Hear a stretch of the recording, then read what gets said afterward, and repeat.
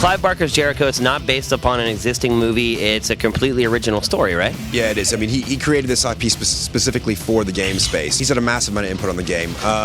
Most of the story, the monsters, obviously, the characters, locations, and some input on game mechanics as well, coming up with some of the supernatural powers that the squad has, and some other things about maybe how people die and what happens to them when they die, and all these kind of quite unique features that Jericho does have.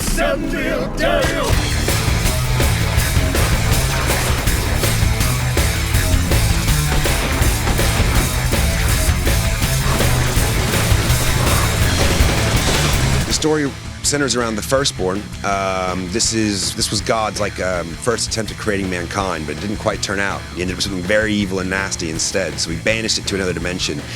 Now, whenever something in our world kind of creates enough strife, a kind of tear or breach opens up, and the Firstborn basically can have a chance at coming into our world and taking over. And this kind of takes the form of a massive sandstorm around the city in the desert named Al-Khalim. It's happened 5 times. And every time that sandstorm has emerged, 7 spiritual warriors have gone into the storm and disappeared along with the storm.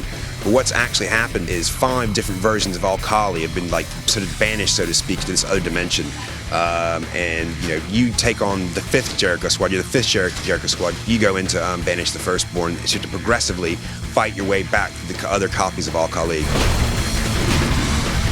Just a moment, sir. And that leads you through World War II, the Crusades, Rome, and ancient Samaria. Wow, so quite a breadth of locations for this game. Yeah, and there's a lot of different monsters in this game as well.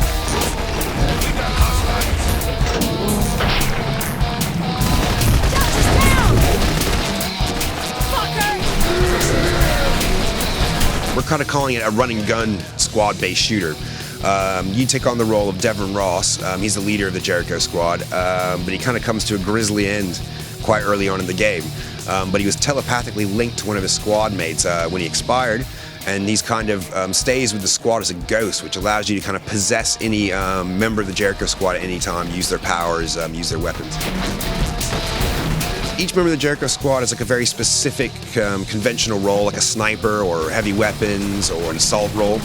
And then that's also he's always complemented by a supernatural power as well. For instance, Abigail Black, the sniper in the squad, is also a telekinetic.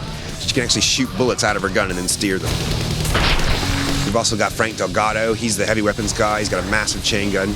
And his right arm has been possessed by a fire spirit named Abominili, which you can release against monsters. It'll pick them up, grab them, light them on fire.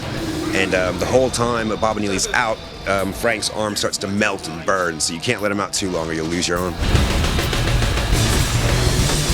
15 hours what we're shooting for the single player experience, and that's we feel that's quite long these days. We're very, very proud of it. It's a very deep story, and it's a very engrossing 15 hours.